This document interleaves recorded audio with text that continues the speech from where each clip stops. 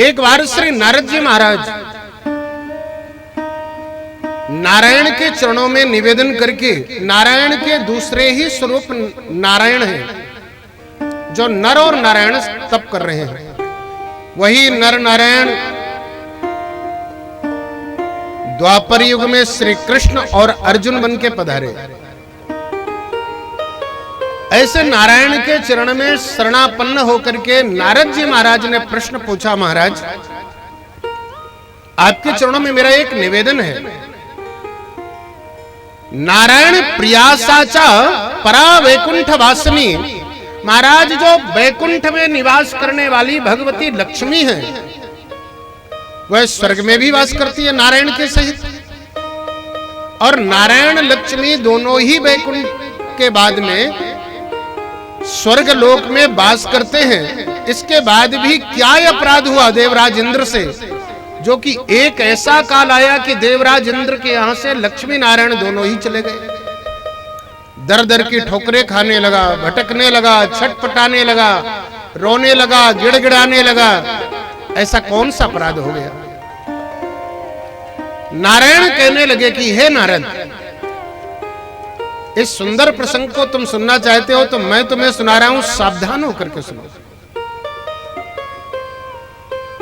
श्रीमद बक्र न कीन के प्रभुता मदिर न काही। इस संसार में ऐसा कौन है जो प्रभुता को पाने के बाद में, यश कीर्ति को पाने के बाद में, धन को पाने के बाद में, रूप सौंदर्य पाने के बाद में अहंकारी ना हो जाए। एक समय की बात है कि देवराज इंद्र मद पी करके, मदांध होकर के रंभा अप्सरा को साथ में लिया और गजराज में बैठ करके भ्रमण करता हुआ इसी मृत्युलोक की ओर आया। और जैसे मृत्युलोक में आया तो यहां पे रंभा के साथ में परिरंभण करने लगा और मदांध में चूर होकर के सारी मर्यादाओं को तार तार करता हुआ, देवलोक का सम्राट है, देवताओं का राजाधिराज है, इस मर्यादा को बिल्कुल भूल गया और मदांध होकर के ऐसे कुत्सित कर्म करने लगा जिसकी परिकल्पना भी नहीं की जा सकती है। देवराज इंद्र एक दिन दो दिन नहीं, कई वर्षों तक रंभा को साथ में लेकर के इसी प्रकार से घूमता रहा। अचानक उसी काल में वैकुंठ में नारद जी महाराज, दुर्वासा ऋषि जी का आगमन हुआ। और दुर्वासा ऋषि जी जैसे गए तो भगवान के चरणों में प्रणाम किया, स्तुति गाई, परिक्रमा लगाया। और परिक्रमा लगाने के बाद में बार बार निवेदन करने लगे, प्रभु मृत्यु लोक के प्राणियों के लिए तरने का कोई सहज उपाय ऐसा हो तो बताने की कृपा करिए। भगवान नारायण कहने लगे कि हे दुर्वासा, सारे संसार के प्राणियों के लिए मेरी कथा, अनेक अवतारों की मेरी कथा, मां भगवती के चरणों का चिंतन करता हुआ कोई भी कहीं पर रहने वाला कैसा भी प्राणी हो, अगर वह भगवती आदि शक्ति जगदम्बा के चरणों में जाकर के अपने आप को समर्पित कर देता है तो उसके जीवन में कोई भी व्यथा नहीं होती है। मेरे अनेक अवतारों में, चाहे वह कूर्मावतार हो, चाहे बराहावतार हो, चाहे कच्छपावतार हो, चाहे रामावतार हो, चाहे कृष्णावतार हो, अनेक अवतारों में से किसी भी अवतार के चरित्र का चिंतन करे या मेरे राम कृष्ण आदि नामों को लेकर के भी वह अपने पापों को धो सकता है और क्षय कर सकता है। संसार में आने वाला प्राणी जो संसार में खाने पीने में ही अपने जीवन को व्यतीत करता है, उससे बड़ा दुर्भागी तो कोई हो ही नहीं सकता है। खाना पीना सोना मानव धर्म नहीं है, ना ही कोई मानव का लक्ष्य है। अरे खाना पीना सोना तो कोई भी करता है, कुत्ते बिल्ली भी करते हैं। संसार में मृत्युलोक में मानव शरीर को प्राप्त करने का जीवन का केवल एक ही लक्ष्य है, भगवत प्राप्ति। भगवत प्राप्ति एवं लक्ष्य, भगवान की भगवत प्राप्ति हो जाए, ठाकुर की प्राप्ति हो जाए, ठाकुर के लिए यजन कर ले, साधना कर ले, पूजन कर ले, धर्म कर ले, दान कर ले। इस संसार में देखो जितने भी शुभ कर्म हैं, सारे शुभ कर्म का तात्पर्य है भगवान के चरणों में प्रेम हो जाए। चाहे यज्ञ करो, चाहे दान करो, चाहे पूजा करो, चाहे संतों का दर्शन करो, चाहे सदगुरु का चरणामृत लो, चाहे तीर्थों का भ्रमण करो, चाहे कुंभ में स्नान करो, चाहे त्रिवेणी में स्नान, कहीं भी जाओ, इन सारे कर्मों का केवल एक ही लक्ष्य है कि भगवान के चरणों में प्रेम हो। और पता चला आपने किया तो सब कुछ, लेकिन भगवान के चरणों में प्रेम नहीं हुआ तो सब बेकार है।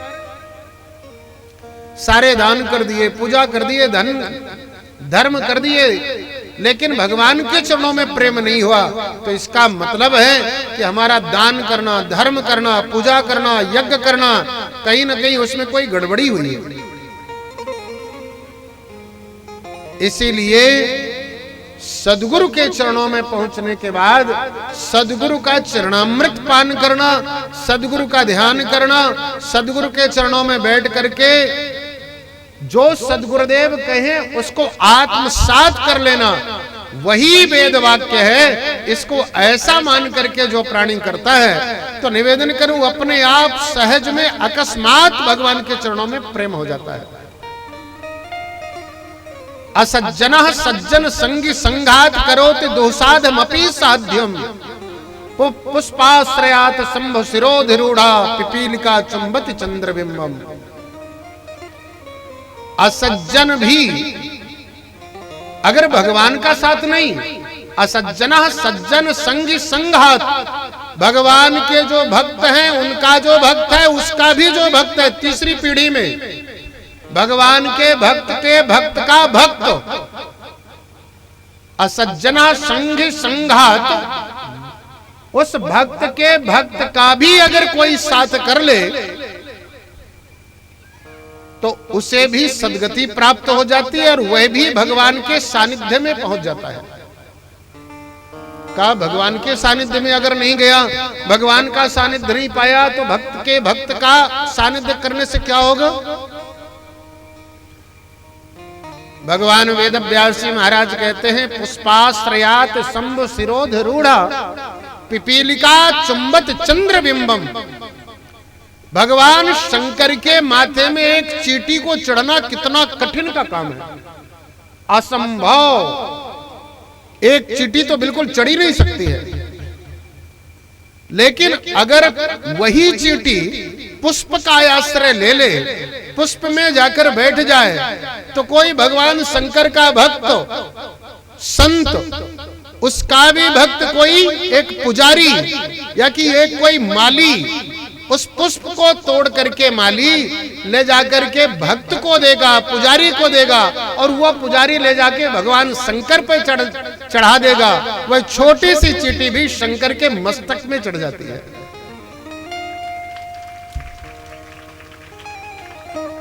इसी तरह अगर भगवान का साथ ना कर पाओ तो कोई बात नहीं है, भगवान के भक्त का भी साथ न करवाओ तो भी कोई बात नहीं है, भगवान के भक्त का साथ कर लो तो भी तुम वैकुंठ की प्राप्ति कर लोगे, भगवान की प्राप्ति कर लोगे। यही